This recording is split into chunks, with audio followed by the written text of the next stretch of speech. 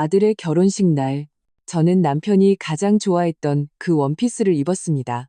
제가 이 세상에서 가장 행복한 어머니가 될 것이라 생각했죠. 하지만 정성껏 준비된 그 결혼식이 제 인생에서 가장 치욕스러운 전환점이 될 줄은 꿈에도 몰랐습니다. 그들은 그렇게 행복하게 웃고 있었지만 제가 앉을 자리는 마련해두지 않았습니다. 새며느리는 마치 임무를 수행하듯 제게 술을 따랐고 아들이 부른 엄마 한마디는 낯선 사람보다 더 차갑게 들렸습니다. 그 순간 저는 문득 깨달았습니다. 어떤 사람들의 마음속에 당신은 이미 오래전에 가족이 아니었다는 것을요. 더욱 생각지도 못했던 것은 며칠 후 그들이 제게 두 번째 따귀를 날렸다는 사실입니다. 부동산 중개인과 자산관리사를 데리고 와서 치밀하게 계획된 저녁 식사를 준비했죠.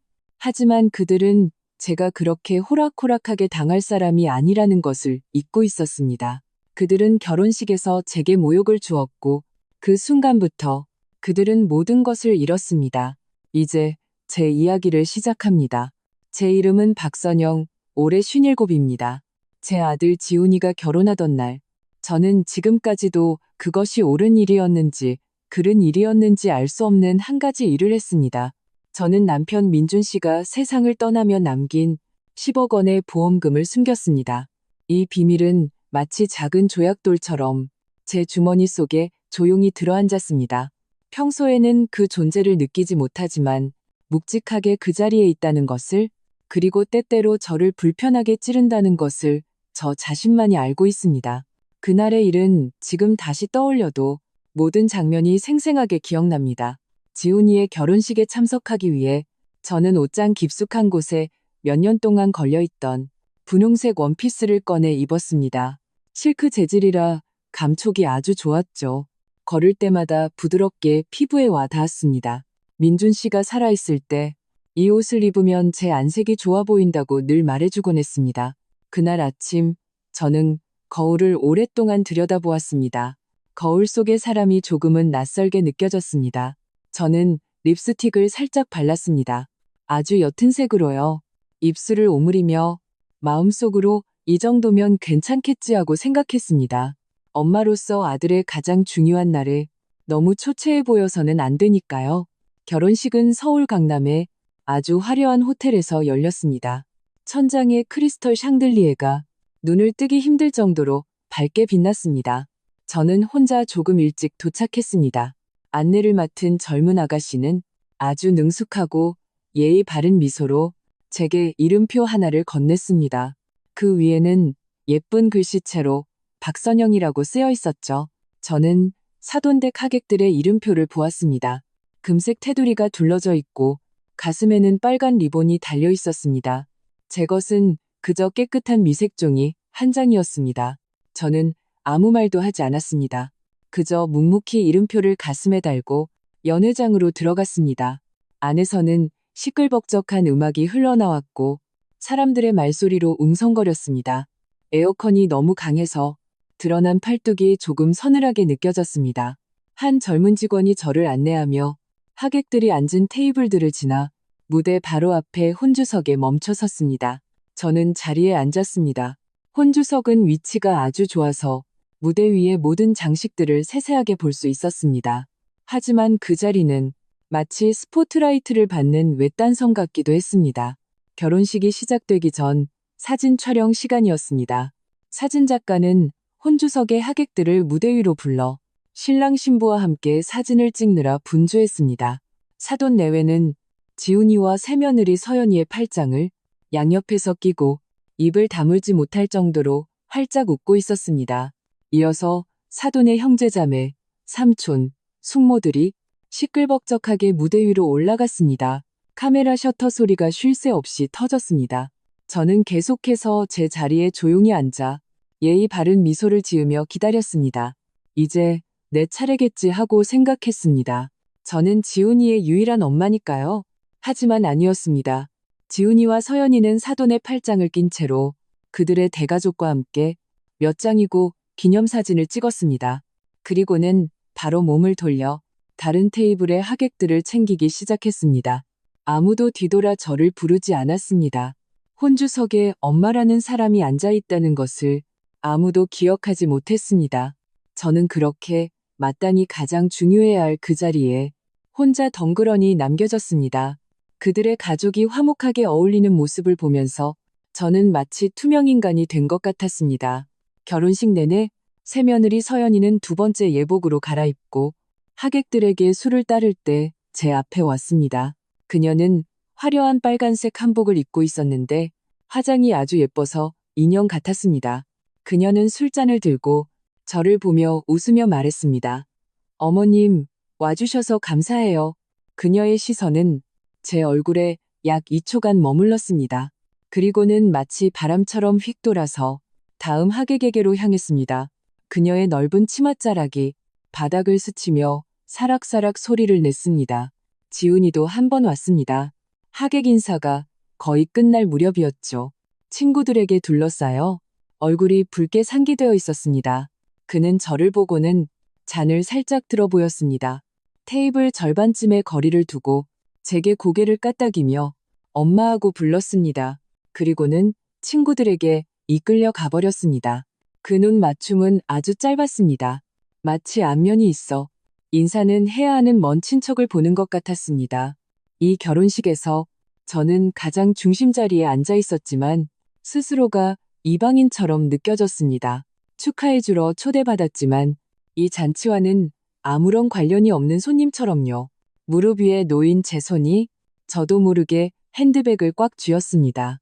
핸드백의 가죽은 아주 부드러워서 제 손톱에 얕은 자국이 남았습니다. 바로 그 순간 마치 흙을 뚫고 싹이 돋아나듯 하나의 생각이 선명하고 단호하게 제 마음속에서 자라났습니다. 민준 씨가 남긴 그 돈은 내 거야. 내가 지켜야 해. 그 생각이 떠오르자 저 자신도 깜짝 놀랐습니다. 어떻게 이렇게 이기적인 생각을 할 수 있지? 지훈이는 내 외아들이고 내 것은 결국 다 지훈이 것이 될 텐데. 하지만 또 다른 목소리가 귓가에 조용히 울려 퍼졌습니다. 그 목소리는 2년 전 어느 조용한 밤 병원의 병실에서 들려왔습니다. 그때 민준 씨는 이미 말을 거의 하지 못했습니다. 침대에 누워 온몸에 관을 꽂고 있었고 뼈만 앙상하게 남아 있었죠. 그날 밤 간호사가 막 나가고 병실에는 저와 그리고 옆에 있는 기계의 규칙적인 삐소리만 남았습니다. 그가 갑자기 눈을 떴습니다. 아주 또렷하게 저를 바라봤죠. 원래 총기가 넘치던 그의 두 눈은 이미 혼탁해져 있었지만 그 순간에는 제가 알아챌 수 있는 걱정의 빛이 서려 있었습니다. 그는 온 힘을 다해 제 손을 마주 잡았습니다. 그의 손은 아주 건조하고 차가웠습니다.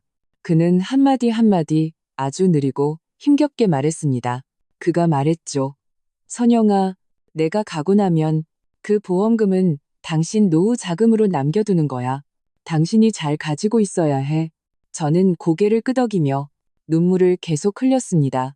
그가 또 말했습니다. 기억해. 사람 마음은 알 수 없는 거야. 아무리 가장 가까운 사람이라도 때로는 변할 수 있어. 마지막으로 그는 저를 보며 눈에는 안쓰러움이 가득했습니다. 그가 말했습니다. 당신 평생 나랑 아이 때문에 바쁘게 살았잖아. 앞으로는 너 자신부터 아낄 줄 알아야 해. 그날 밤 그가 한 말은 마치 낙인처럼 제 마음속에 새겨졌습니다. 그저 지난 2년간 그리움과 슬픔 속에서 제가 거의 잊고 있었을 뿐입니다. 오늘까지 아들의 시끌벅적한 결혼식에서 사돈부인의 잡담 속에서 그 말들이 한 글자 한 글자 다시 선명해졌습니다. 앞으로는 너 자신부터 아낄 줄 알아야 해. 저는 고개를 숙여 그릇에 담긴 아직 김이 나는 닭곰탕을 보았습니다. 국물은 맑았고 위에는 대추 몇 알이 떠 있었습니다. 저는 숟가락을 들어 천천히 한 모금 마셨습니다. 아주 뜨거웠지만 제 마음은 조금씩 차갑게 식어갔습니다. 미래에 어떤 일이 일어날지는 몰랐습니다. 하지만 그날 마땅히 기쁨으로 가득해야 할 그 결혼식에서 저는 처음으로 제 자신을 위해 비밀 하나를 간직했습니다. 10억 원에 대한 그리고 한 여인의 남은 인생에 대한 비밀을요. 결혼식이 끝나고 일주일이 지났습니다. 일상은 너무나 평온해서 결혼식장에서 느꼈던 그 상실감이 혹시 저 혼자만의 망상은 아니었을까 의심이 들기 시작했습니다. 그러던 수요일 오후 서연이에게서 전화가 왔습니다. 그녀의 목소리는 꿀을 바른 듯 달콤하고 부드럽게 수화기를 통해 들려왔습니다. 어머님, 바쁘세요? 저는 채소를 씻고 있다가 황급히 손을 닦으며 말했습니다. 아니, 안 바쁘다. 저녁 뭐 먹을지 생각하고 있었어. 아이고, 어머님 저녁 준비하지 마세요. 이번 주말에 저희 집에 식사하러 오세요. 딱 우리 가족끼리만요. 제가 어머님 좋아하시는 밤닭찜도 일부러 배웠어요. 가족끼리. 이 세 글자는 마치 안정제처럼 제 마음속 마지막 불안감까지 잠재워 주었습니다. 저는 웃으며 알겠다고 대답했습니다. 전화를 끊을 때 마음이 따뜻해졌습니다. 거봐, 내가 너무 예민하게 생각한 거야. 그 주말, 저는 아침 일찍 일어났습니다. 마음속에는 약간의 기대감이 있었죠. 저는 아이들에게 줄 과일과 빵을 들고 깨끗한 옷으로 갈아입고 머리를 단정하게 빗은 뒤 기분 좋게 택시를 타고 갔습니다. 그들의 신혼집은 판교에 있었습니다. 새로 지은 단지라 건물이 아주 웅장했습니다. 지훈이와 서연이가 아파트 입구에서 저를 맞았습니다. 서연이는 제 팔짱을 끼며 제가 든 물건을 받아들고는 입으로는 어머님, 그냥 몸만 오시면 되는데 뭘 이렇게 사오셨어요? 너무 그러지 마세요. 라고 말했습니다. 지훈이도 웃으며 다른 봉지를 들어주며 빨리 올라가자고 재촉했습니다. 그들의 신혼집으로 들어서자 새집 냄새가 물씬 풍겼습니다. 인테리어는 요즘 유행하는 밝은 톤의 원목 스타일로 환하고 깨끗했습니다. 거실은 아주 넓었고 전면 창으로 햇살이 쏟아져 들어와 따뜻해 보였습니다. 저는 진심으로 그들이 잘 사는 것 같아 기뻤습니다. 서연이는 저를 소파에 앉히고 물을 한 잔 따라주며 말했습니다. 어머님, 먼저 앉아 계세요. 음식 금방 준비될 거예요. 저는 고개를 끄덕이며 습관적으로 집안을 둘러보았습니다. 그러다 제 시선이 멈췄습니다. 식탁 옆에 두 사람이 앉아 있었습니다. 남자와 여자였는데 단정한 정장을 입고 있어서 놀러온 친구 같지는 않았습니다.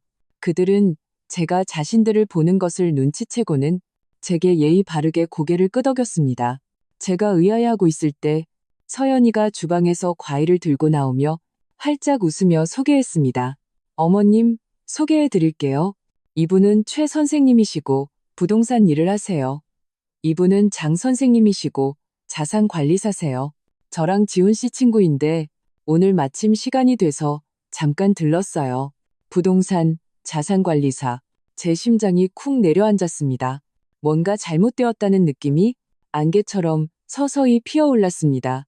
저녁 식사가 금방 차려졌습니다. 서연이의 음식 솜씨는 정말 좋았습니다. 밤닭찜은 아주 향기로웠죠. 하지만 저는 별로 입맛이 없었습니다.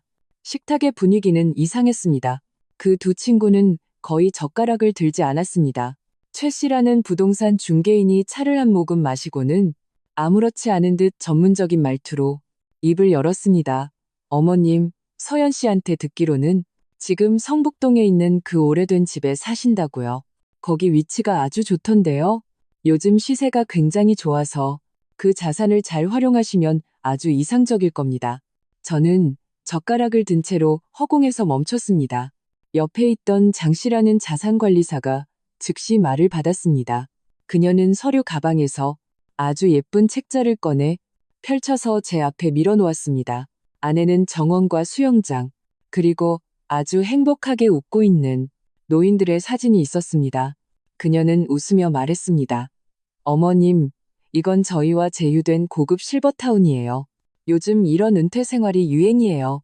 삼시세끼 다 챙겨주고 안전하고 친구도 사귈 수 있고요. 어머님께서 낡은 집 자금의 일부만 투자해서 여기에 입주하시고 남은 돈은 저희가 가장 안정적인 계획으로 관리해 드릴 수 있어요.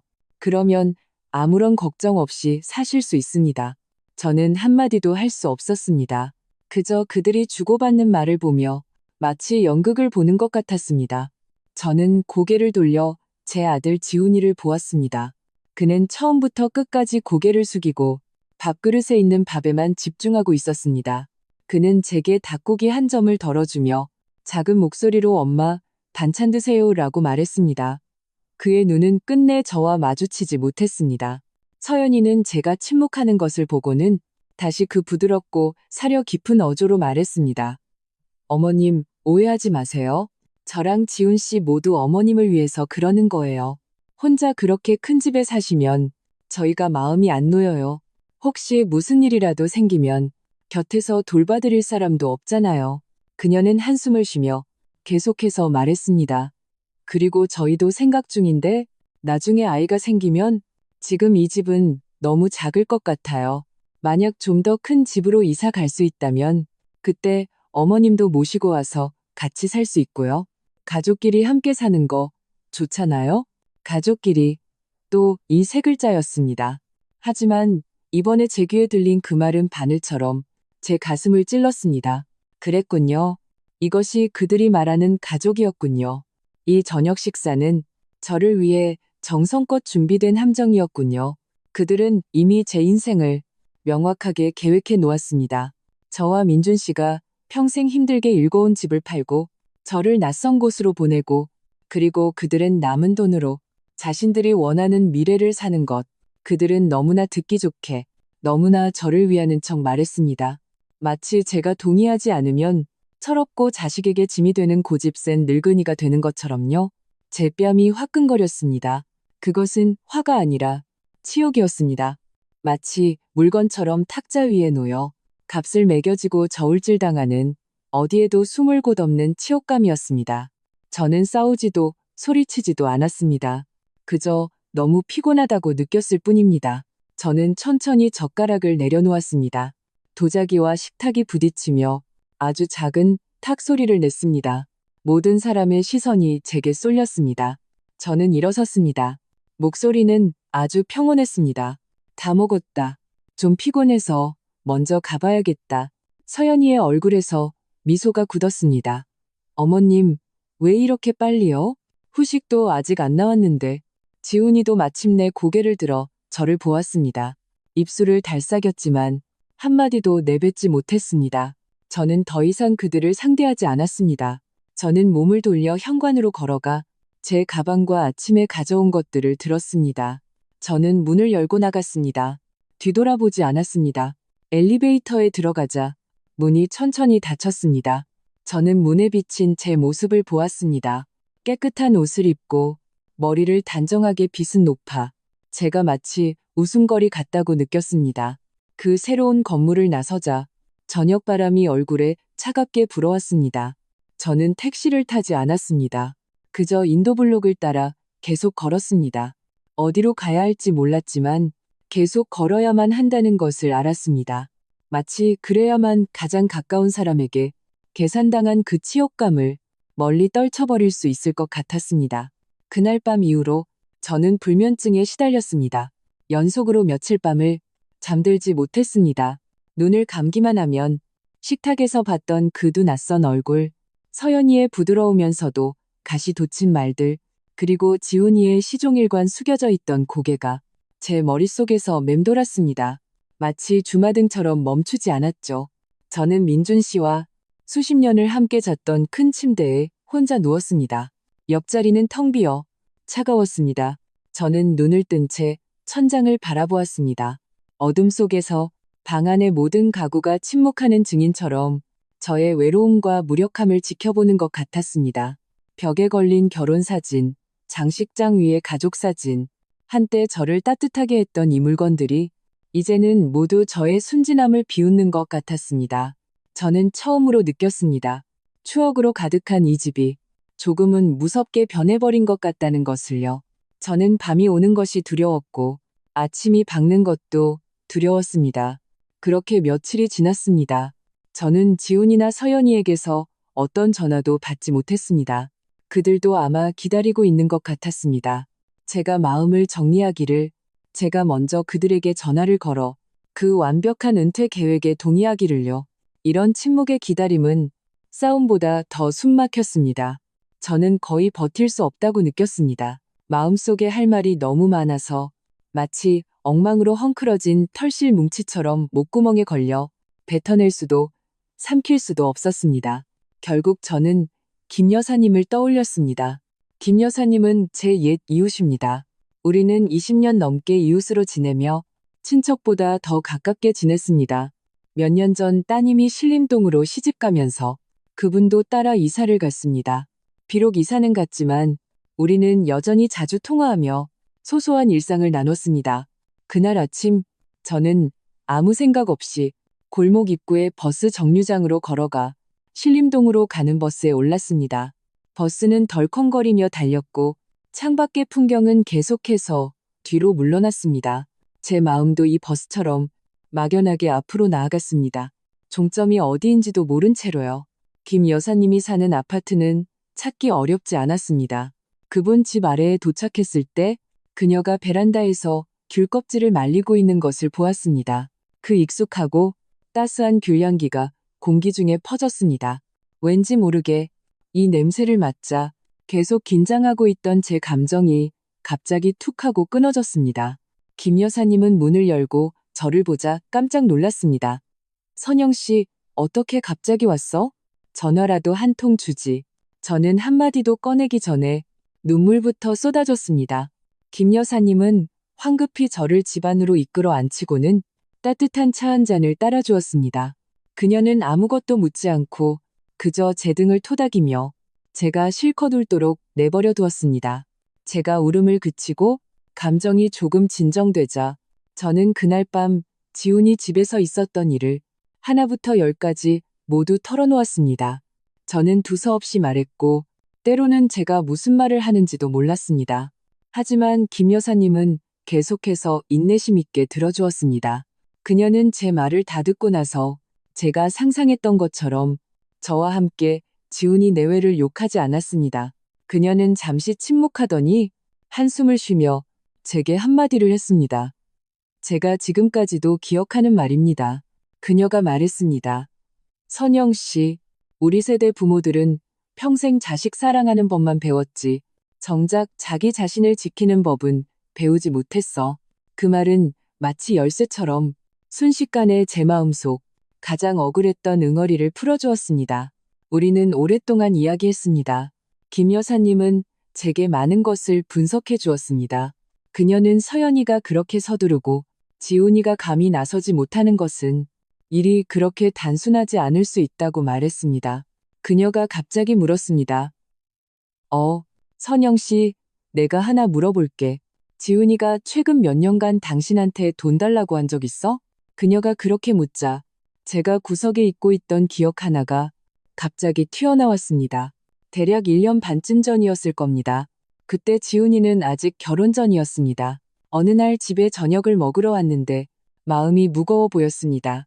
밥을 먹던 중간에 그는 갑자기 아주 미안해하며 입을 열었습니다. 친구가 있는데 가상화폐 투자의 안목이 아주 정확해서 돈을 꽤 많이 벌었다고요. 그는 친구와 함께 기회를 연구해서 자기도 돈을 좀 투자해보고 싶다고 했습니다. 하지만 수중에 자금이 부족하다고요. 그는 제게 5천만 원을 빌려달라고 했습니다. 그는 그때 자신만만하게 장담했습니다. 최대 반년 안에 원금과 이자까지 꼭 갚겠다고요. 저는 그가 진지한 얼굴로 미래에 대한 계획으로 가득 찬 모습을 보고 마음속으로 그를 위해 기뻤습니다. 아들이 상진심이 있는데 엄마로서 어떻게 지지하지 않을 수 있겠어요? 저는 별 생각 없이 다음 날 은행에 가서 예금을 해지하고 그에게 돈을 주었습니다. 그 후로 그는 그 일에 대해 다시는 언급하지 않았습니다. 저도 잊어버렸죠. 부모가 자식에게 주는 돈을 정말로 돌려받을 거라고 생각하는 경우가 어디 있겠어요? 하지만 지금 김 여사님이 이렇게 일깨워주니 그 일이 갑자기 다르게 보였습니다. 5천만 원, 직장인에게는 적지 않은 금액입니다. 그 돈은 도대체 어디로 갔을까요? 벌었을까요? 아니면 잃었을까요? 만약 잃었다면 왜 저에게 말하지 않았을까요? 하나씩 의문이 마음속에서 거품처럼 피어올랐습니다. 저는 이 일을 김 여사님에게 말했습니다. 김 여사님은 듣고 나서 미간을 더욱 찌푸렸습니다. 그녀가 말했습니다. 그거였구나. 내가 보기엔 필시돈에 문제가 생긴 거야. 그래서 걔들이 당신 낡은 집에 눈독을 들이기 시작한 거지. 집으로 돌아오는 버스 안에서 제 머릿속은 복잡했습니다. 김 여사님의 말, 돈을 빌릴 때의 지훈이의 표정, 식탁에서 보았던 서연이의 영악한 눈빛, 이 장면들이 뒤섞여 저는 마치 짙은 안개 속으로 들어간 것 같았습니다. 그리고 진실은 그 안개의 가장 깊은 곳에 숨겨져 있어 흐릿해서 잘 보이지 않았습니다. 저는 줄곧 모자 사이에는 비밀이 없다고 생각했습니다. 제가 지훈이에 대한 사랑이 세상에서 가장 견고한 성이라고 믿었습니다. 이제 와서 생각해보니 저는 서서히 깨닫게 되었습니다. 어머니의 전적인 신뢰가 때로는 오히려 자기 자신의 가장 큰 약점이 될 수 있다는 것을요. 김 여사님 댁에서 돌아온 후 제 마음은 여전히 혼란스러웠지만 어느 정도 방향 감각이 생긴 것 같았습니다. 김 여사님은 제게 때로는 조용히 앉아 낡은 물건들을 정리하다 보면 뜻밖의 답을 찾을 수도 있다고 일깨워 주었습니다. 그래서 그날 오후 저는 민준 씨와 함께 쓰던 안방으로 들어갔습니다. 이 방은 민준 씨가 떠난 후로 제가 거의 손대지 않았습니다. 모든 것이 그가 떠날 때의 모습 그대로였습니다. 커튼 틈으로 햇살이 들어와 공기 중에 빗줄기를 그렸습니다. 작은 먼지들이 그 빗줄기 속에서 떠다니는 것이 보였습니다. 저는 옷장을 열었습니다. 안에는 그가 생전에 자주 입던 셔츠 몇 벌이 아직 걸려 있었습니다. 저는 손을 뻗어 만져보았습니다. 옷감에서는 이미 그의 온기가 느껴지지 않았고 그저였고 익숙한 나프탈렌 냄새만 남아 있었습니다. 저는 그의 시계를 꺼냈습니다. 아주 낡은 시계였고 표면에는 흠집도 나 있었습니다. 저는 그것을 귀에 대보았습니다. 더 이상 째깍거리는 소리가 들리지 않았습니다. 시간은 마치 그가 떠난 그 순간에 함께 멈춰버린 것 같았습니다. 저는 하나하나 정리하며 모든 물건 위에 먼지를 닦아냈습니다. 마치 제 머릿속에 안개를 닦아내는 것 같았죠. 침대 밑을 정리하다가 저는 딱딱하고 네모난 물건을 만졌습니다. 저는 약간의 힘을 들여 그것을 끌어냈습니다. 그것은 짙은 갈색의 오동나무 상자였습니다. 상자는 크지 않았고 위에는 아주 단순한 난초 무늬가 새겨져 있었습니다. 이것은 저와 민준 씨가 결혼 20주년 때 그가 제게 준 선물이었습니다.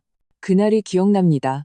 그는 조금 부끄러워하며 상자를 제게 건네며 값비싼 물건은 아니고 그냥 마음의 표시라고 말했습니다.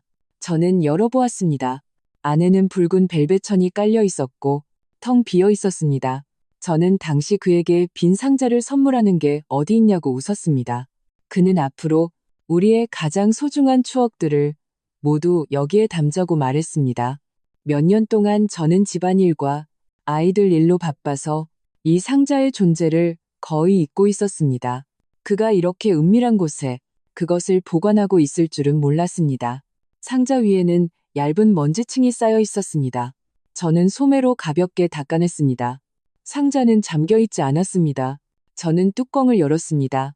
안에는 값비싼 보석은 없었고 그저 누렇게 바랜 낡은 사진 몇 장뿐이었습니다. 우리 젊은 시절의 사진이었죠. 사진 아래에는 누런 서류 봉투가 하나 놓여 있었습니다. 봉투에는 아무것도 쓰여 있지 않았고 봉해져 있지도 않았습니다. 제 심장이 갑자기 빠르게 뛰기 시작했습니다. 저는 예감이 들었습니다. 김 여사님이 말한 답이 아마 이 안에 있을 것이라고요. 저는 떨리는 손으로 편지지를 꺼냈습니다. 편지지는 아주 얇았고 위에는 민준 씨의 익숙한 필체가 있었습니다. 그의 글씨는 그의 사람됨처럼 단정하고 힘이 있었습니다. 편지는 이렇게 시작되었습니다. 나의 사랑하는 아내 선영에게 이 몇 글자를 보자 제 눈이 순식간에 젖었습니다. 저는 심호흡을 하고 계속해서 읽어내려갔습니다. 편지는 길지 않았지만 모든 글자가 무거운 돌멩이처럼 제 가슴을 내리쳤습니다. 선영아, 당신이 이 편지를 볼 때쯤이면 나는 아마 이미 세상에 없겠지. 나 때문에 너무 오래 슬퍼하지 마. 당신은 잘 살아야 해. 나는 당신 마음이 여리고 또 늘 생각이 너무 많다는 걸 알아. 그 10억 원의 보험금은 내가 당신의 남은 인생을 위해 남기는 유일한 버팀목이야. 내 말을 기억해. 이 돈은 당신을 위한 거지 다른 사람을 위한 게 아니야. 누가 달라고 해도 절대 주면 안 돼. 설령 지훈이라도 우리의 유일한 아들이라도 주면 안 돼. 여기까지 읽었을 때 저는 숨이 멎었습니다. 민준 씨가 왜 특별히 지훈이를 언급했을까요? 편지의 다음 단락이 제게 답을 주었습니다.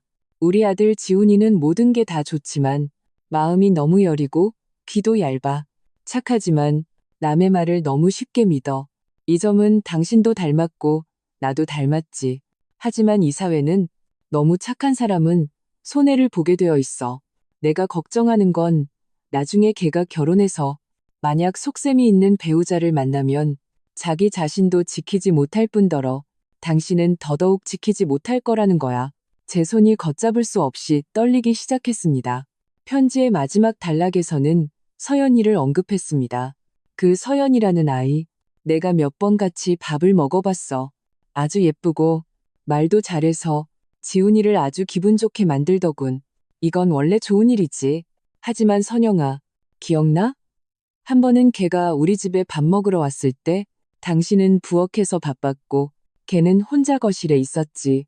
내가 서재에서 나왔는데 걔가 우리 벽에 걸린 그 그림을 뚫어지게 쳐다보고 있더군. 그 눈빛을 뭐라 설명할 수가 없어. 감상하는 것 같지가 않고 마치 값을 매기는 것 같았어. 걔는 나를 보자마자 바로 시선을 거두고 웃으며 내게 인사했지. 그 눈빛을 나는 계속 기억하고 있어. 내가 걔가 꼭 나쁜 사람이라고 말하는 건 아니야. 어쩌면 내가 괜한 생각을 하는 건지도 몰라. 하지만 당신은 꼭 조심해야 해. 당신의 선량함은 가치 있는 사람에게만 베풀어야 해. 편지는 거기서 끝났습니다. 서명도 날짜도 없었습니다. 저는 그 얇은 편지지 몇 장을 들고 차가운 바닥에 아주 오랫동안 앉아 있었습니다. 꼼짝도 할 수 없었죠. 창밖의 하늘은 어느새 어두워져 있었습니다. 방에는 불을 켜지 않아 온통 어두컴컴했습니다. 저는 마침내 모든 이해할 수 없었던 일들, 제가 뭔가 잘못되었다고 느꼈던 모든 부분들을 이해하게 되었습니다. 민준 씨는 그는 사실 이미 알고 있었습니다. 그는 저보다 먼저 지훈이의 나약함을 보았고 저보다 먼저 서연이의 완벽한 미소 뒤에 숨겨진 사물을 평가하는 시선을 꿰뚫어 보았던 것입니다. 그가 아들을 사랑하지 않아서가 아니었습니다. 그는 바로 너무나 사랑하고 자신의 아들을 너무나 잘 알았기 때문에 이런 편지를 남겼던 것입니다. 그는 자신이 떠난 후 아무도 저를 지켜줄 수 없을까봐 두려워했던 것입니다. 저는 줄곧 제가 이 세상에서 가장 지훈이를 잘 아는 사람이라고 생각했습니다.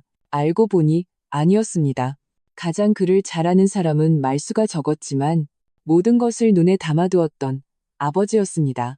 그리고 이 자만심에 빠진 어머니는 하마터면 민준 씨가 목숨과 바꾼 보장을 제 손으로 다른 사람의 계획 속에 넘겨줄 뻔했습니다. 저는 소리 내어 울지 않았습니다. 그저 눈물 한 방울이 걷잡을 수 없이 눈가에서 흘러내려 편지지 위로 떨어졌습니다. 민준 씨의 글자 하나가 번졌습니다. 저는 서둘러 손가락으로 그 눈물을 가볍게 닦아냈습니다. 그것은 제가 잃어버린 순진한 신뢰를 위해 흘린 마지막 눈물이었습니다. 그 순간부터 저는 더 이상 약해져서는 안 된다는 것을 알았습니다. 민준 씨와의 약속을 지키기 위해서, 그리고 제 자신을 보호하기 위해서 저는 강해져야만 했습니다.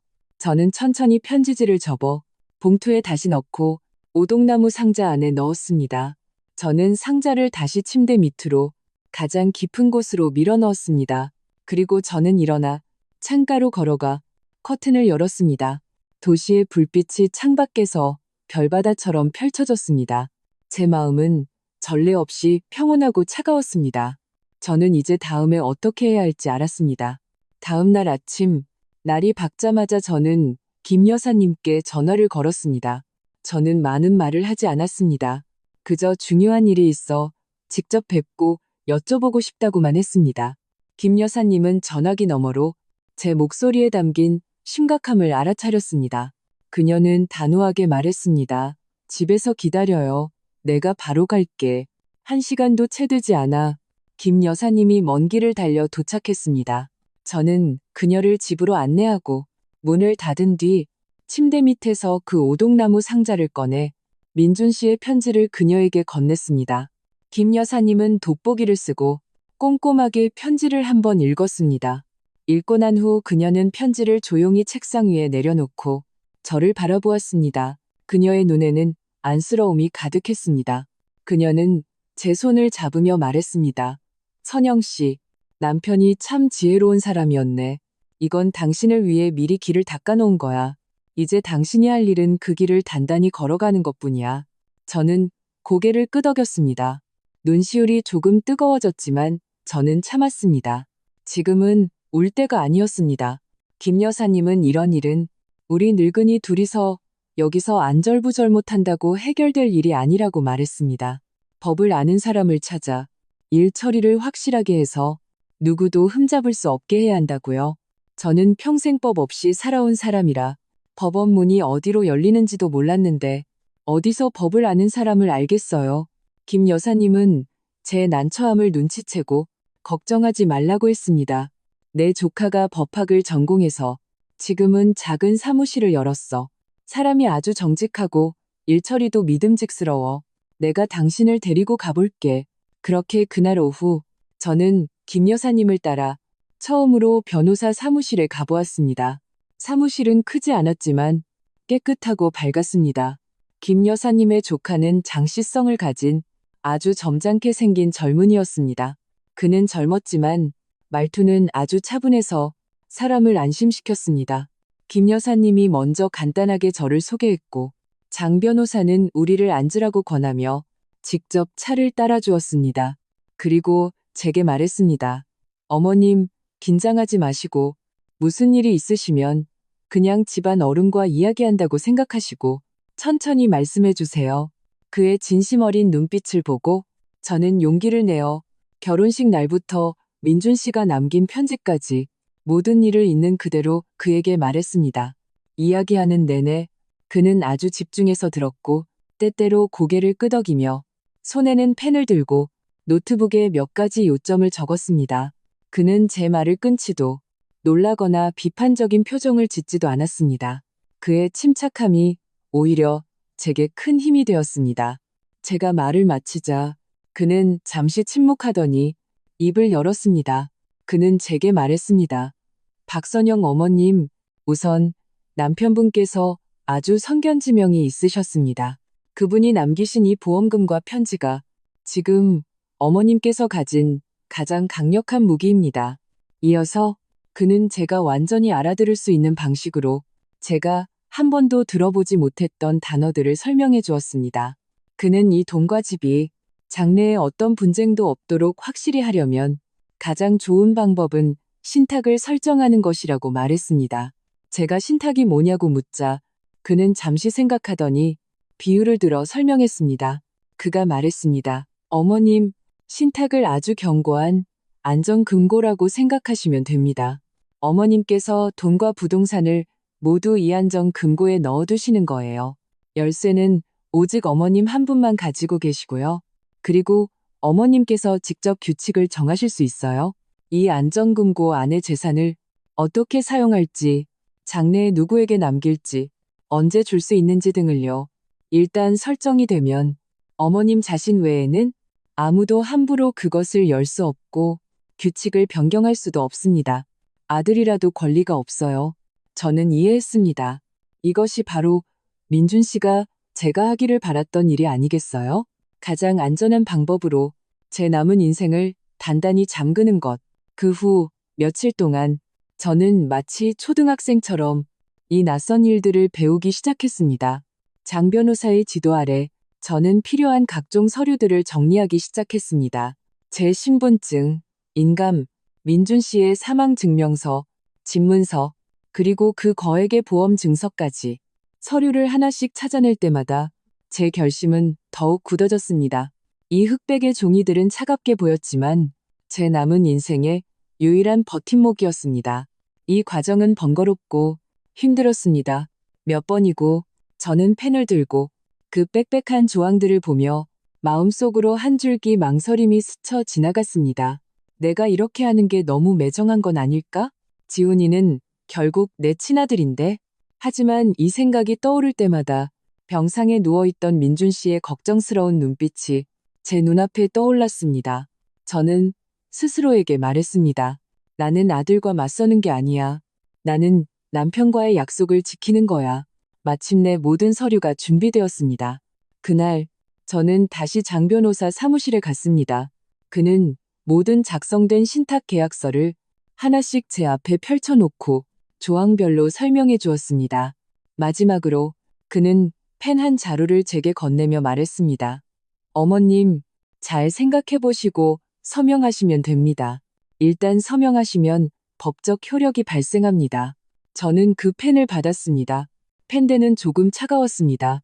저는 고개를 숙여 서류 끝, 제가 직접 서명해야 하는 곳을 보았습니다. 제 손은 떨리지 않았습니다. 저는 한 획 한 획 분명하게 제 이름을 썼습니다. 박선영. 마지막 획을 쓰고 저는 펜을 내려놓았습니다. 마음속에 갑자기 전례 없는 평온함이 찾아왔습니다. 마치 계속 마음을 짓누르던 큰 돌덩이가 마침내 치워진 것 같았습니다. 장 변호사는 모든 서류를 정리해서 두꺼운 서류철에 넣어 제게 건넸습니다. 그는 제게 말했습니다. 어머님, 이거 잘 보관하세요. 이제부터 어머님께서 어머님 재산의 유일한 주인이십니다. 저는 그 서류철을 품에 안고 변호사 사무실을 나섰습니다. 밖의 햇살은 아주 좋았고 몸에 비치는 것이 따뜻했습니다. 집에 돌아와서 저는 서류철을 어떤 은밀한 곳에 숨기지 않았습니다. 저는 그것을 거실 탁자 위 가장 눈에 잘 띄는 곳에 두었습니다. 그리고 저는 부엌으로 들어가 민준 씨가 가장 좋아했던 그 찻잔 세트를 꺼내 저를 위해 차 한 잔을 우렸습니다. 차시향이 공기 중에 은은하게 퍼졌습니다. 저는 소파에 앉아 조용히 차를 마셨습니다. 마음은 한없이 맑았습니다. 저는 알았습니다. 이 일은 아직 끝나지 않았다는 것을요. 그들은 곧 다시 전화를 걸어올 것입니다. 하지만 이번에는 두렵지 않았습니다. 저는 이미 준비가 되어 있었습니다.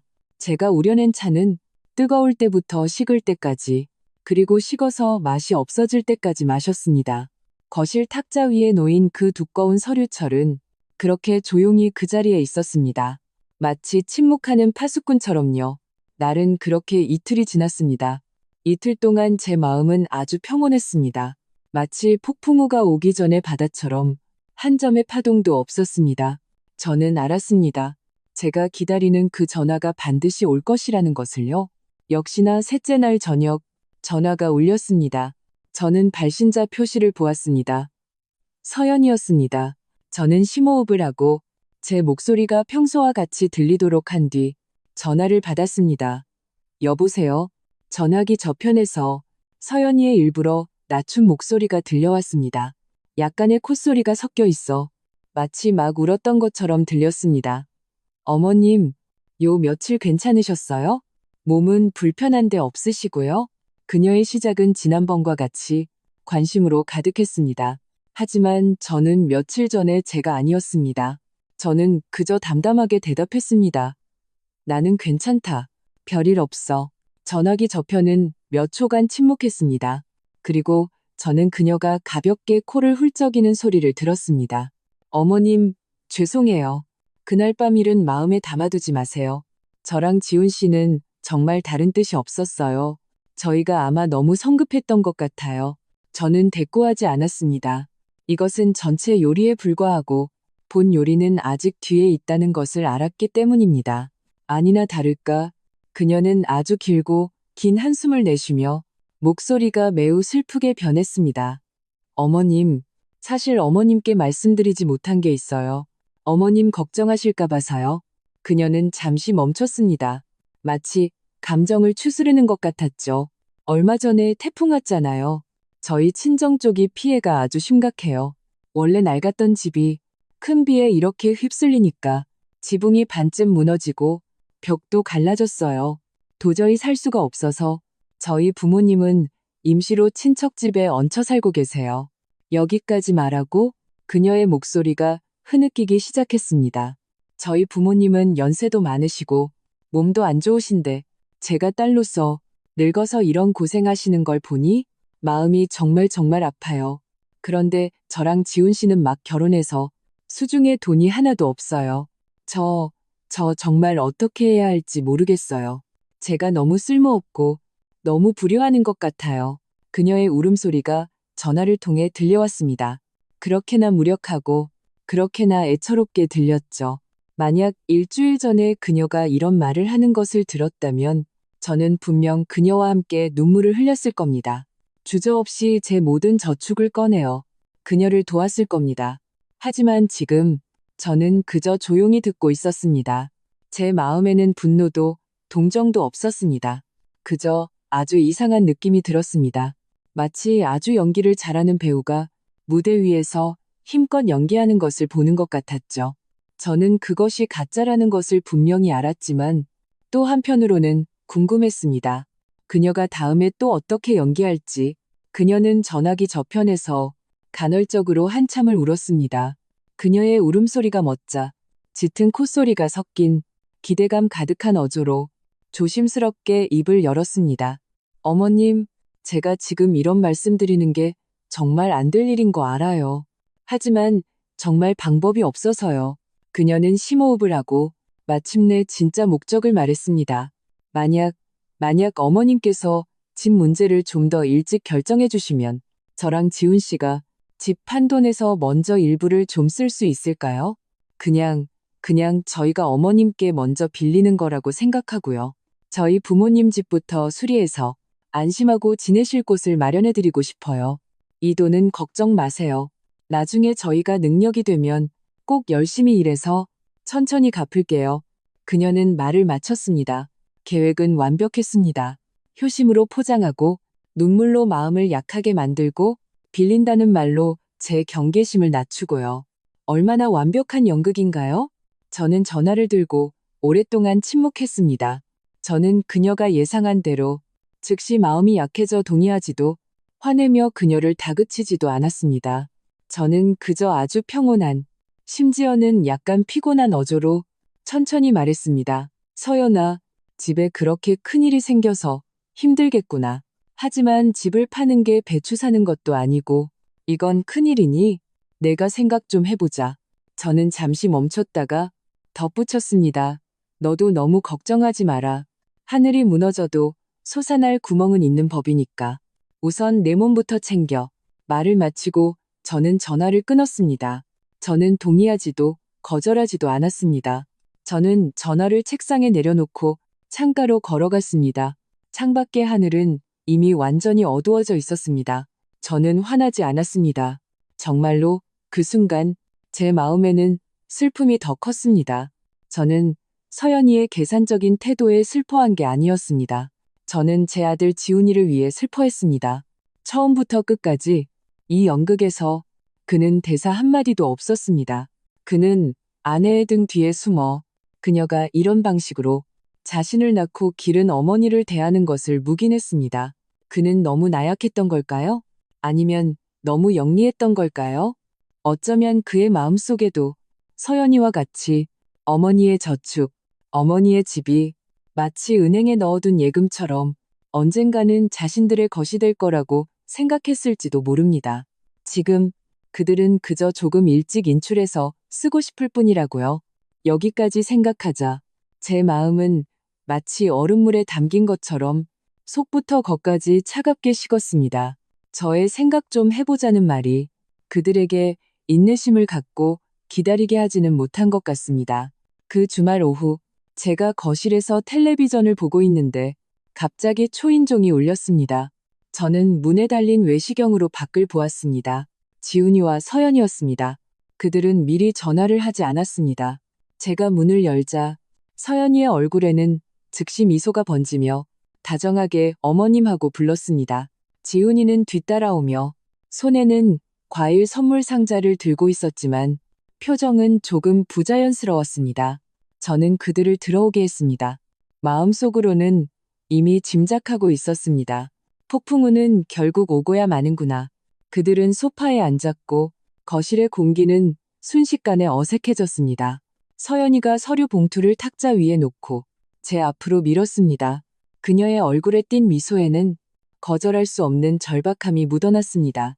그녀는 입을 열어 말했습니다. 말이 아주 빨랐습니다. 마치 누가 말을 끊을까봐 두려워하는 것 같았죠.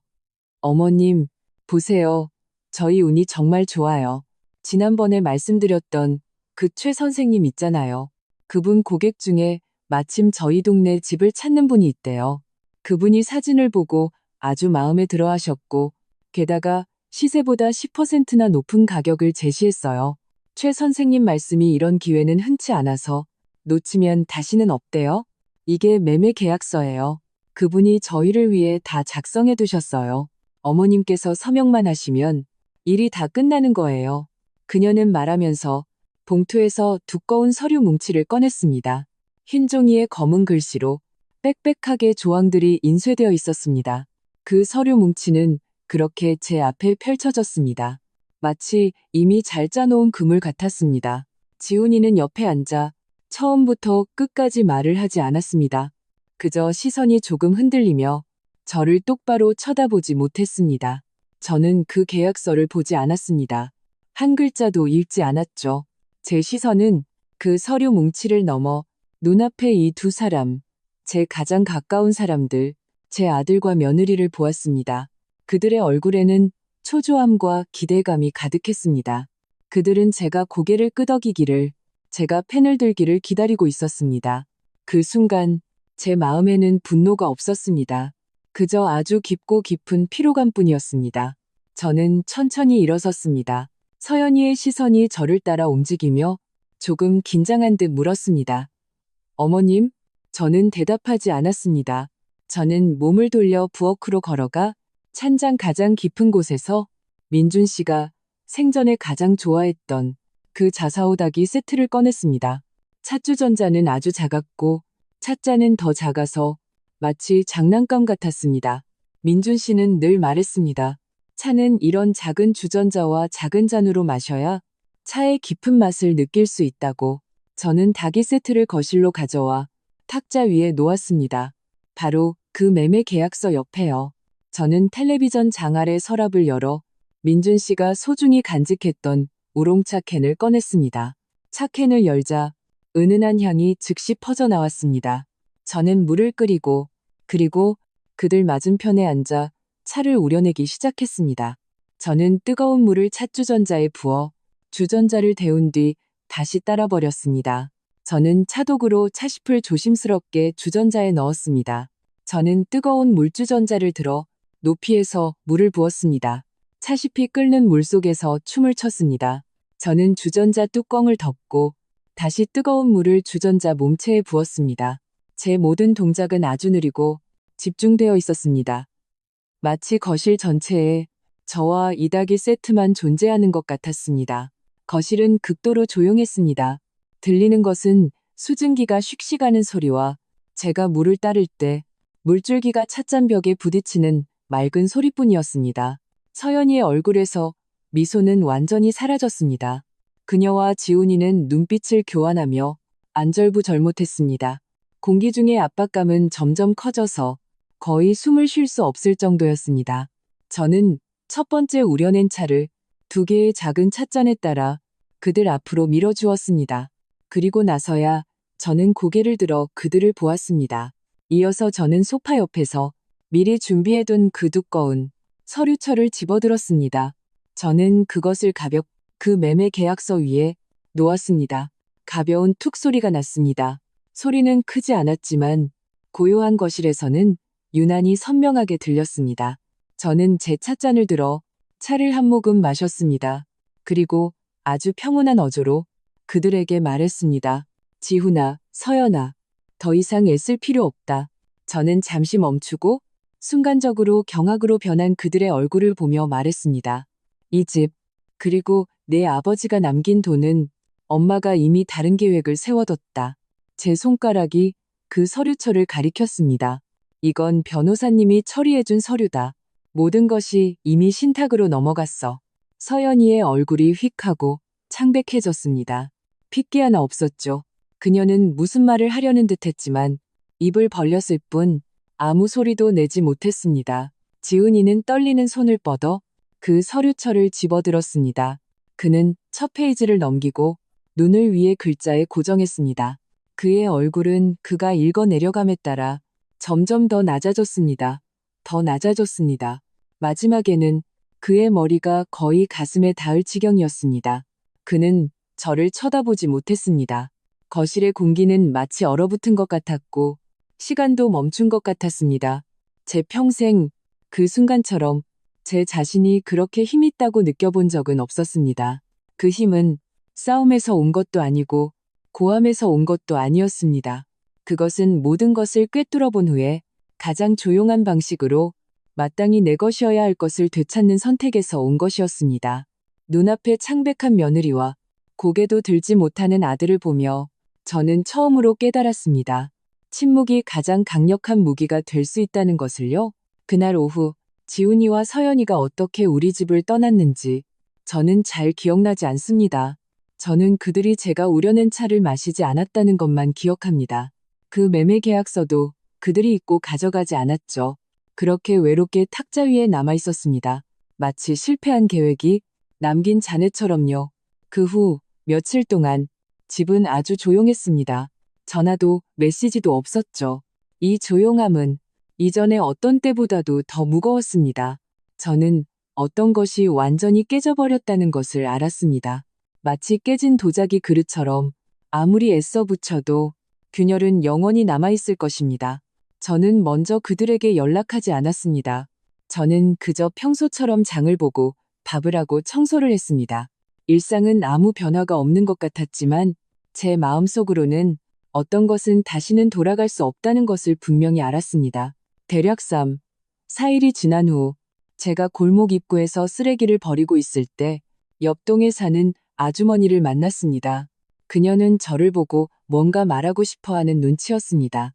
그녀는 저를 옆으로 데려가 작은 목소리로 물었습니다. 선영 씨, 아들이랑 며느리랑 싸웠어요? 저는 마음이 덜컥했습니다. 무슨 일이냐고 물었죠. 그녀가 말했습니다. 그저께 밤, 아마 자정쯤이었을 거예요. 내가 화장실 가려고 일어났는데 그 집 층에서 큰 싸움 소리가 들리더라고요. 뭔가 던지는 소리도 들리는 것 같았고 어제 내가 장 보러 나갔는데 며느리가 캐리어를 끌고 택시를 불러서 가더라고요. 얼굴이 아주 안 좋았어요. 아주머니의 말을 듣고 저는 말로 표현할 수 없는 기분이었습니다.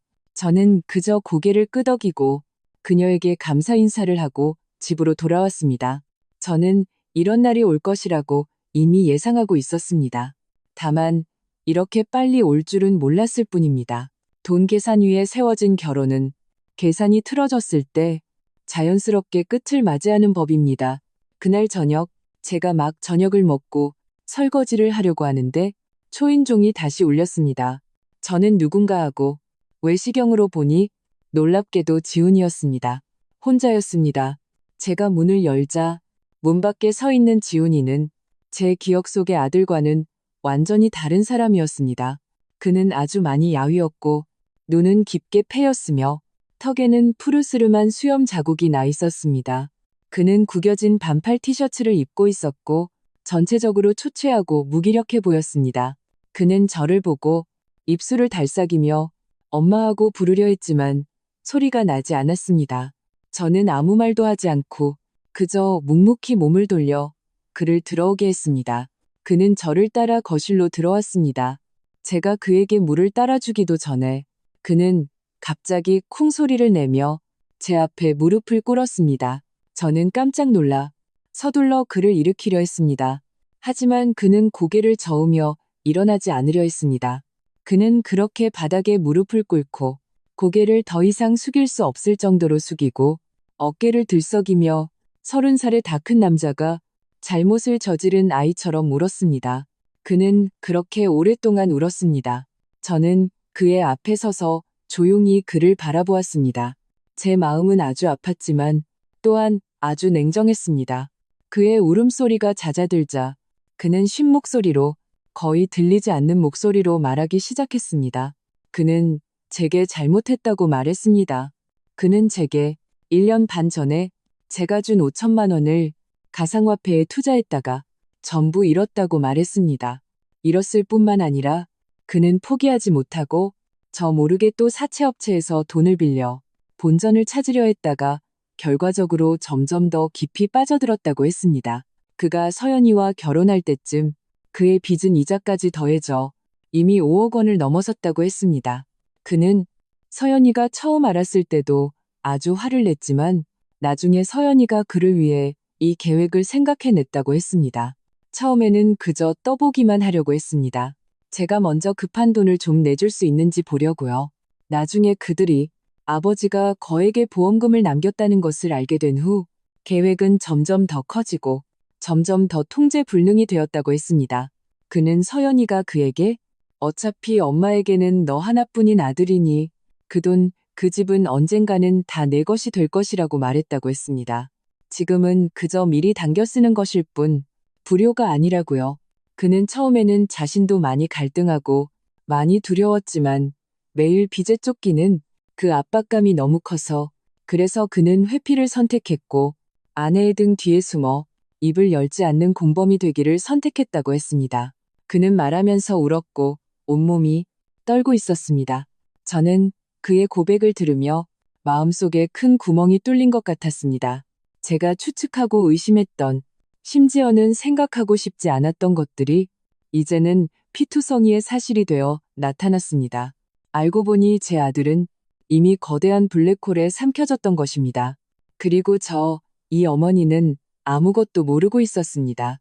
저는 그가 그저 귀가 얇다고만 생각했는데 알고 보니 그는 막다른 길에 몰려 있었던 것입니다.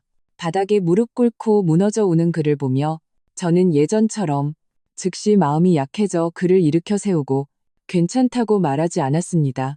저는 그저 아주 평온한 목소리로 그에게 한 가지 질문을 했습니다. 지훈아, 너 왜 처음부터 솔직하게 엄마한테 말하지 않았니?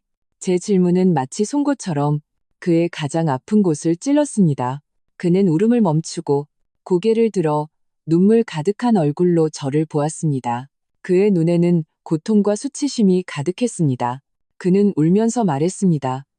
왜냐하면 너무 창피해서요. 제가 이렇게 쓸모없다는 걸 엄마한테 알리고 싶지 않았어요. 그는 잠시 멈췄다가 목소리가 더욱 낮아졌습니다. 그리고 서연이가 말했어요. 엄마는 나 하나뿐인 아들이고 엄마 돈은 언젠가는 다 내 거라고. 언젠가는 다 내 거라고. 그 말이 제 친아들의 입에서 나왔을 때 그 순간 저는 제 마음속 목어 가장 부드럽고 가장 견고했던 곳이 마치 쾅하는 소리와 함께 완전히 산산조각 난 것 같았습니다. 거실의 등불이 지훈이가 무릎 꿇고 있는 뒷모습을 조용히 비추며 그의 그림자를 아주 길게 늘어뜨렸습니다. 그의 언젠가는 다 내 거라고라는 말을 듣고 제 마음의 고통은 오히려 천천히 가라앉았습니다. 아주 선명하고 거의 냉혹에 가까운 이성으로 변했죠. 저는 그를 일으켜 세우지 않았습니다. 저는 그저 몸을 돌려 방으로 들어가 서랍에서 통장 하나를 꺼내 돌아와서 그의 앞탁자 위에 놓았습니다. 저는 그에게 말했습니다. 지훈아, 일어나라. 무릎 꿇고 있는다고 아무것도 해결되지 않아. 그는 고개를 들어 눈물 어린 눈으로 저를 보았습니다. 저는 그 통장을 가리키며 아주 평온한 목소리로 말했습니다. 이 안에 1억 원이 있다. 가져가서 우선 이자가 가장 높은 빚부터 처리해라. 나머지는 네가 스스로 방법을 찾아야 해. 그는 멍해졌습니다. 저를 믿을 수 없다는 듯이 쳐다봤죠. 저는 계속해서 말했습니다. 하지만 조건이 2가지 있다. 첫째, 이 돈은 엄마가 너에게 빌려주는 거지? 주는 게 아니다. 나중에 네가 능력이 되면 스스로 돈을 벌어서 나에게 갚아야 해. 나는 내 이자는 필요 없다. 나는 네가 책임감이라는 게 뭔지 배우길 바랄 뿐이야. 둘째, 서연이랑 이혼해라. 너를 나락으로만 밀어넣는 여자는 내 인생을 망칠 가치가 없어. 지훈이는 말을 하지 않았습니다. 그저 힘껏 고개를 끄덕였습니다. 눈물이 다시 흘러내렸죠. 저는 그를 일으켜 세워 소파에 앉혔습니다. 저는 그의 초췌한 얼굴을 보며 마음이 복잡했습니다. 그는 제 아들입니다. 제가 10달 동안 품고 힘들게 키운 아들입니다. 제가 정말 눈뜨고 그가 빚에 시달려 죽는 것을 볼 수는 없었습니다. 저는 한숨을 쉬며 목소리를 조금 부드럽게 했습니다. 지훈아, 엄마는 널 용서한다. 왜냐하면 너는 내 아들이고 이 사실은 영원히 변하지 않으니까. 저는 그의 눈을 보며 한 글자 한 글자 천천히 분명하게 말했습니다. 하지만 용서한다고 해서 모든 일이 없었던 일이 될 수는 없어. 신뢰는 거울 같아서 깨지면 깨진 거야. 다시 붙일 수는 있어도 원래대로 돌아갈 수는 없어. 앞으로 엄마가 예전처럼 너를 완전히 믿게 하려면 너는 행동으로 증명해야 해. 말로만 하는 게 아니라. 그날 밤 지훈이는 그 통장을 들고 넋이 나간 채로 떠났습니다. 그가 계단을 내려가는 뒷모습을 보며 저는 알았습니다. 저와 그 사이에 보이지 않는 벽 하나가 조용히 세워졌다는 것을요. 그 후의 날들 저는 저 자신을 위해 살기 시작했습니다. 저는 이 추억 가득한 집을 팔지 않았습니다. 오히려 저는 인부를 불러 뒷마당에 오랫동안 황폐해졌던 공터를 다시 정리했습니다. 저는 새로운 흙을 사고 각종 화초 씨앗을 사서 꽃을 키우기 시작했습니다. 매일 아침 저는 뒷마당에 가서 물을 주고 잡초를 뽑았습니다. 그 작은 녹색 싹들이 하루하루 자라서 다양한 색의 꽃을 피우는 것을 보며 제 마음도 함께 밝아졌습니다. 이 집은 더 이상 아들이 가끔 돌아오는 빈둥지가 아니었습니다. 그것은 제 자신의 생기가 넘치는 작은 정원이 되었습니다. 김 여사님은 제가 하루 종일 집에만 있는 것을 보고 저를 주민센터로 데려가 꽃꽂이 수업에 등록시켰습니다. 처음에는 아주 어색했습니다. 수업의 학생들은 모두 저와 비슷한 나이의 아주머니들이었고 그들은 모여서 제잘거리며 아주 시끄러웠습니다. 점점 저도 그들과 친해졌습니다. 우리는 수업 시간에 선생님을 따라 어떻게 꽃을 조합하는지, 어떻게 가지를 다듬는지 배웠습니다. 수업이 끝나면 우리는 함께 시장에 가서 장을 보거나 작은 카페에 앉아 커피를 마시며 이야기를 나눴습니다. 우리는 아주 일상적인 이야기를 했습니다. 오늘 채소값이 올랐는지 내렸는지, 어느 브랜드의 세제가 더 좋은지, 최근 텔레비전에서 방영하는 드라마에 대해 이야기했습니다. 우리는 자신의 아이들에 대해서는 거의 이야기하지 않았습니다. 모두가 어떤 암묵적인 동의가 있는 것 같았습니다. 어떤 무거운 주제는 굳이 입 밖으로 꺼낼 필요가 없다는 것을요. 우리는 그저 이 단순하고 우리 나이에 맞는 즐거움을 누렸습니다. 한 번은 꽃꽂이 수업이 끝나고 은영이라는 동료가 제가 만든 작품을 보고 웃으며 말했습니다. 선영 씨, 이 꽃꽂이 정말 잘했네요. 가운데 이 백합이 꼿꼿하게 피어 있고 옆에 다른 꽃들이 받쳐주긴 하지만 그 자체가 주인공이네요. 저는 그녀의 말을 들으며 마음속에 갑자기 깨달음이 왔습니다. 그렇구나.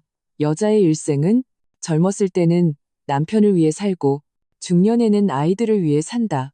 우리는 늘 자신을 다른 사람의 인생 속 조연으로 여기는데 익숙해져 있다. 그들을 뒷받침하고 그들을 돌보면서 정작 우리 자신이 우리 인생의 주인공이 될 수 있다는 것을 잊어버린다. 그날 저는 제가 직접 만든 그 꽃꽂이를 안고 집으로 돌아왔습니다. 그 하얀 백합이 거실에서 조용히 향기를 뿜어냈습니다. 저는 갑자기 지금의 이런 생활도 아주 좋다고 느꼈습니다. 아주 평온하고 아주 충실했죠. 제 마음도 마치 그 꽃처럼 다시 천천히 피어나는 것 같았습니다.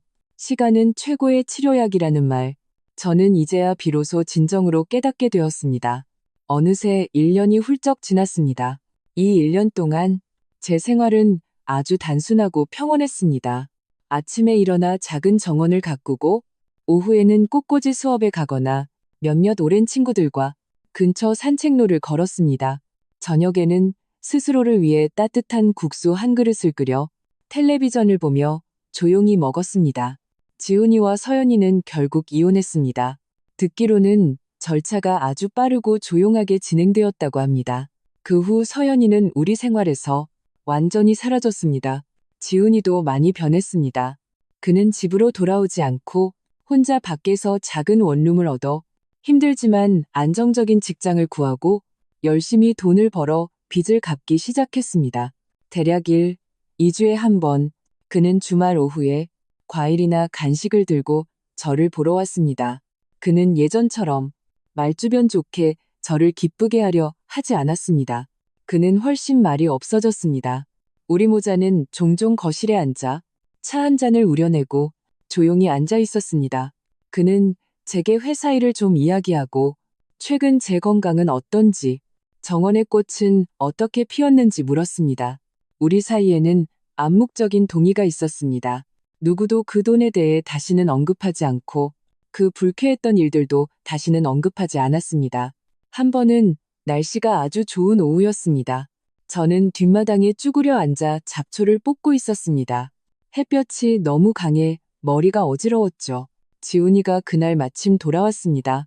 그는 저를 보고 아무 말도 하지 않고 묵묵히 다가와 제 옆에 쭈그려 앉아 저와 함께 잡초를 뽑았습니다. 우리 두 사람은 그렇게 정원에서 말없이 오랫동안 잡초를 뽑았습니다. 땀이 제 이마에서 흘러내려 눈으로 들어가 조금 따가웠습니다. 그때 지훈이가 물 한 병을 건네주었습니다. 병뚜껑을 열어 제 손편에 놓아주며 말했습니다. 엄마, 좀 쉬세요. 햇볕이 너무 강해요. 저는 물을 받아 한 모금 마셨습니다. 물은 아주 시원했고 목으로 넘어가니 아주 상쾌했습니다. 저는 고개를 들어 그를 보았습니다. 햇볕 아래 그의 얼굴은 붉게 달아올랐고 이마에는 땀방울이 가득했습니다. 그는 예전보다 야위었고 더 검게 탔지만 눈빛은 이전의 어떤 때보다도 더 단단해 보였습니다. 그 순간 저는 마음이 아주 평온해졌습니다. 저는 저와 그 사이에 그 보이지 않는 벽이 여전히 존재한다는 것을 알았습니다. 우리는 젊었을 때처럼 모든 것을 이야기하는 친밀한 관계로 돌아갈 수는 없었습니다. 하지만 저는 또한 깨달았습니다. 지금 이렇게가 어쩌면 가장 좋은 거리일지도 모른다는 것을요. 존중이 있고 조금은 조심스러운 그러나 더없이 진실된 거리. 저는 고개를 숙여 잡초를 뽑는 그의 뒷모습을 보며 마음속으로 가볍게 스스로에게 말했습니다. 선영아, 어쩌면 이것이 인생이겠지. 놓아주는 법을 배우는 것, 단지 다른 사람을 놓아주는 것뿐만 아니라 더욱이 자기 자신을 놓아주는 것이야. 그날 저녁, 지훈이는 남아서 저녁을 먹었습니다. 저는 그가 가장 좋아하는 제육볶음을 만들었습니다. 그는 조용히 밥 한 그릇을 다 비웠습니다. 쌀 한 톨도 남기지 않았죠. 그가 갈 때 현관에서 신발을 신었습니다. 저는 그의 뒤에 서서 그의 약간 구부정한 등을 보았습니다. 저는 갑자기 몇 년 전 그가 아직 초등학생이었을 때가 생각났습니다. 매일 아침 저도 이렇게 문 앞에 서서 그가 큰 책가방을 메고 학교에 가는 것을 보았습니다. 시간이 참 빠르네요. 눈 깜짝할 사이에 그 손을 잡고 길을 건너야 했던 작은 아이가 이제는 혼자서 인생의 비바람을 맞서야 하는 어른이 되었습니다. 그리고 저는 모든 일을 그를 위해 걱정해주던 어머니에서 이제는 자신만 잘 돌보면 되는 노인이 되었습니다.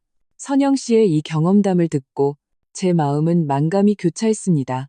그녀는 마지막에 용서를 선택했지만 아들과의 사이에는 여전히 조심스러운 벽이 남아 있습니다.